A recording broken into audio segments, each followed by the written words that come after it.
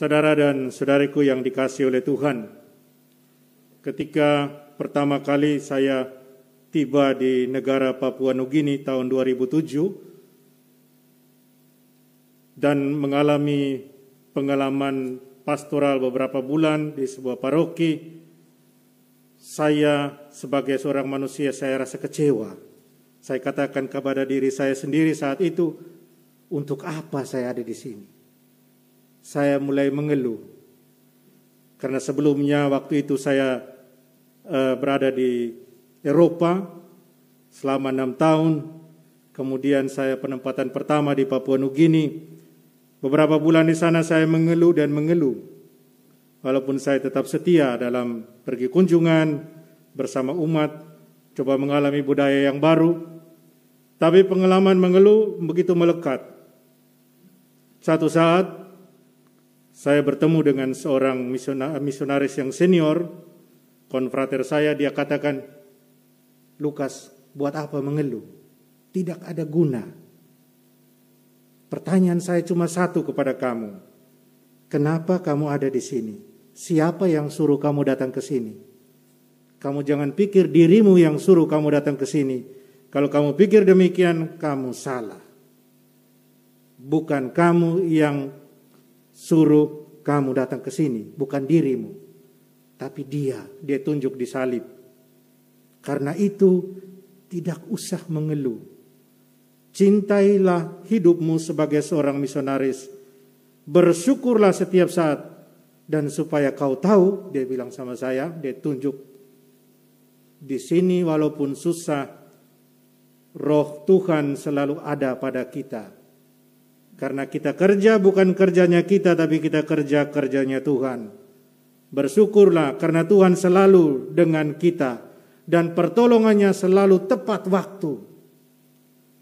Setelah mendengar khotbah singkatnya untuk saya, perlahan-lahan saya mulai mencoba belajar untuk merasakan bahwa sungguh Tuhan hadir walaupun dalam keadaan sulit.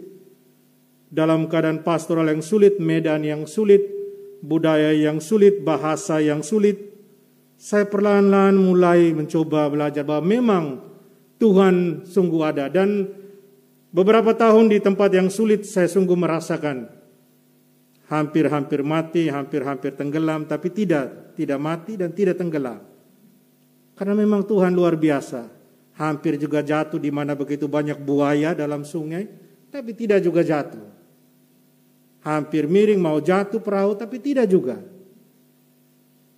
Kemudian saya menyadari itulah Tuhan yang hadir selalu tepat waktu, karena Tuhan yang mengutus kita. Saudara dan saudariku, saya kira itu berlaku juga untuk semua kita para pengikut Tuhan. Seringkali yang kita buat adalah kita mengeluh karena berbagai kesusahan hidup yang kita alami. Dan satu hal yang sering kita buat adalah kita mau instan. Kalau kita minta Tuhan hari ini, besok Tuhan harus kabulkan. Kita tidak mau ikuti prosesnya Tuhan. Kita tidak mau berjalan bersama Tuhan dalam prosesnya hingga akhirnya indah pada waktunya dan bukan waktu kita. Hari ini kita diingatkan bahwa jangan kalian khawatir. Bagaimana dan apa yang harus kalian katakan untuk membela dirimu? Sebab pada saat itu juga Roh Kudus akan mengajarkan kepadamu apa yang harus kalian katakan. Dengan kata lain Tuhan mau katakan dengan bahasa kita sekarang, jangan khawatir apapun yang kamu alami sekarang. Tetaplah teguh percaya padaku, akan baik-baik saja. Kalaupun tidak di dunia ini, yang pasti sesudah kehidupan di dunia ini. Dan itulah saudara dan saudariku, satu sikap yang dimiliki oleh Santa Teresia dari Avila, atau Santa Teresia dari Yesus. Dia sungguh berusaha mencari jalan kekudusan. Jalan apa yang harus dipakai untuk kekudusan. Dan dia menemukan itu dalam kemartiran. Dia siap untuk menderita dan bahkan mati untuk Yesus. Dan dia tunjukkan itu walaupun pertama dia mendapat tantangan dari orang tuanya. Karena dia lahir dari keluarga yang berada, tapi kemudian dia mampu Dan bersama Santo Yohanes dari Salib, keduanya adalah pembaharu dalam gereja, khususnya dalam biara Karmel. Kita mohon kepada Tuhan agar kita terus dikuduskan, terus dikuatkan, diteguhkan, supaya kita selalu percaya bahwa Tuhan mau yang terbaik buat kita. Kenapa saya katakan demikian? Kenapa Tuhan mau yang terbaik buat kita? Karena Tuhan mencintai kita. Tidak ada satupun yang tidak dicintai oleh Tuhan.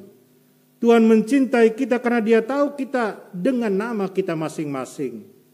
Dan saya kira kita juga hadir di tempat ini atau di mana saja, dalam perayaan Ekaristi, dalam devosi, dalam doa-doa, dalam pertemuan lingkungan, kita bersama-sama berkumpul, berdoa, merayakan sakramen Ekaristi karena kita cinta pada Tuhan.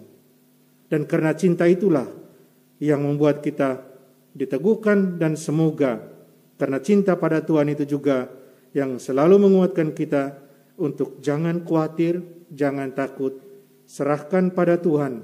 Buat yang terbaik yang kita bisa buat. Yang sisanya serahkan pada Tuhan. Tuhan yang akan menyempurnakan, Tuhan yang akan menyelesaikannya. Amin.